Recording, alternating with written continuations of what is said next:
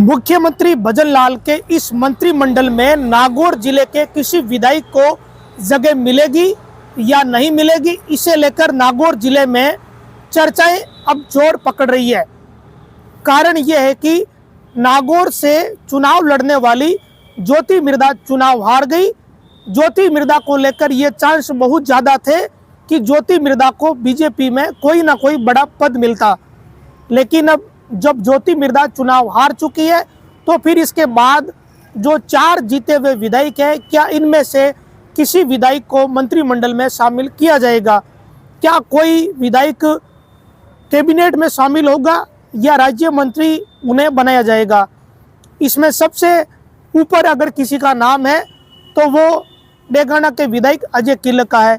इसके पीछे कारण ये है कि अजय किलक सीनियर है, वसुंधरा राजे के राज में सहकारिता मंत्री रह चुके हैं, लेकिन इनके नेगेटिव पॉइंट भी है कि वो वसुंधरा राजे के खेमे के माने जाते हैं और वसुंधरा राजे के ही शासनकाल में वो सहकारिता मंत्री रहे थे। ऐसे में इस बार अजय किलक को अवसर मिलेगा या नहीं मिलेगा, ये नागौर जिले के लोगों के लिए चर्चा का विषय है। दूसरा, लक्ष्मण कलरू जो कि बीजेपी से पहली बार विधायक है। लक्ष्मण कलरू नए आदमी है, वो किसी गुट से नहीं आते, लेकिन वो नए हैं, तो क्या इस नए चेहरे को अवसर मिलेगा? क्योंकि SC/ST वर्ग से आते हैं, तो ये तमाम तरह के कयास हैं। अगर डेगाना के विधायक अजय किलक को अवसर मिला तो हो सकता है कि उन्हें कैबिनेट में शामिल कर लिया जाए, या फिर हो सकता है कि वसुंधरा राजे गुट के होने के कारण उन्हें किनारे रखा जाए। लक्ष्मण कलरू भी नए आदमी है, लेकिन राजनीति में पता नहीं चलता कब किसे अवसर मिल जाए। जैसा कि मुख्यमंत्री के मामले में हुआ है, तो कुछ कहा नहीं जा सकता। फिर बारी आती है डेगाना से अजय किलक व मेड़ता के लक्ष्मण कलरू के बाद जो जाइल की विधायक है डॉक्टर मंजू बागमार, वो दूसरी बार विधायक बनी है। सबसे अधिक पढ़ी लिखी जो विधायक है वो है। मंजू बागमार की छवि भी बड़ी सरल रही है, लेकिन वो भी वसुंधरा राजे से मिलकर आई थी। SC/ST वर्ग से आती है, तो हो सकता है कि उन्हें भी महिला के रूप में अवसर मंत्रिमंडल में कहीं मिल जाए, इसके चांस भी है। लेकिन बात फिर वही ठहर जाती है कि भारतीय जनता पार्टी में निर्णय बड़े चौंकाने वाले होते हैं, जैसा कि मुख्यमंत्री के मामले में हुआ। फिर बारी आती है नावा के विधायक विजय सिंह चौधरी की।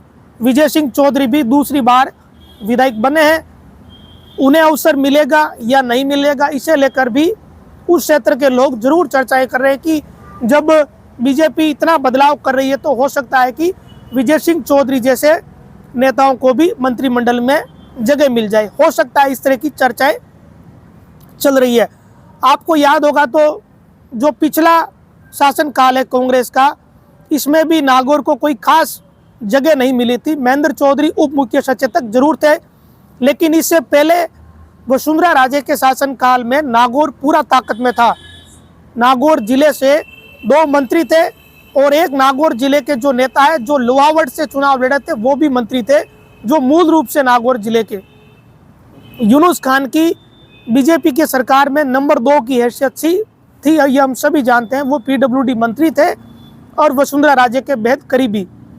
अजय किलक को भी सहकारिता मंत्री बनाया गया था और गजेंद्र सिंह खींवसर ऊर्जा मंत्री थे। भले ही वो लोहावट से चुनाव लड़े, लेकिन वो नागौर के खींवसर के रहने वाले। लेकिन क्या पिछली बार की तरह जैसे कांग्रेस राज में नागौर जिले को कुछ खास मंत्रिमंडल में जगह नहीं मिली, ठीक वैसा ही इस बार होगा या किसी न किसी नेता को अवसर मिलेगा? क्योंकि बीजेपी के राज में नागौर जिले में जो विधायक है उन्हें अवसर दिए जाते हैं मंत्रिमंडल में। जब वसुंधरा राजे का शासनकाल रहा उसमें मिले थे, तो इस बार मिलेंगे या नहीं मिलेंगे, इसे लेकर बड़ी चर्चाएं चल रही है। 4 लोग बीजेपी से जीते हुए हैं। नावा से विजय सिंह चौधरी, जाइल से डॉक्टर मंजू बागमार, मेड़ता से लक्ष्मण कलरू और डेगाना से अजय किलक। लेकिन 3 लोगों के सामने एक चुनौती है, अजय किलक, मंजू बागमार व विजय सिंह चौधरी। इन तीनों पे एक ठप्पा लगा हुआ वसुंधरा राजे गुट का होने का। ये सब लोग मैडम से मिलकर भी आए थे, सभी लोग इस बात को जानते हैं। तो ये चीज़ इनके लिए नेगेटिव रहेगी या नहीं रहेगी, ये भी चर्चा का विषय है। लक्ष्मण कलरू नए आदमी हैं, तो क्या इन्हें अवसर मिल जाएगा? क्योंकि ये भी SC/ST वर्ग से आते हैं। तो ये तमाम प्रकार की चर्चाएं चल रही है।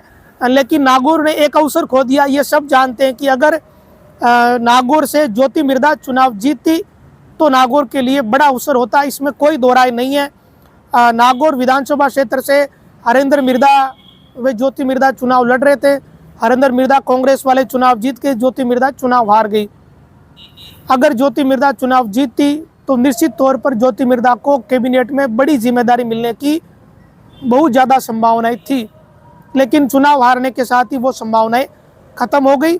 अब कौन ताकत में रहेगा इस बीजेपी के शासनकाल में, कौन ताकत में नहीं रहेगा, ये जब पूरी सरकार का गठन हो जाएगा तभी जाके चीज़ें स्पष्ट हो पाएगी।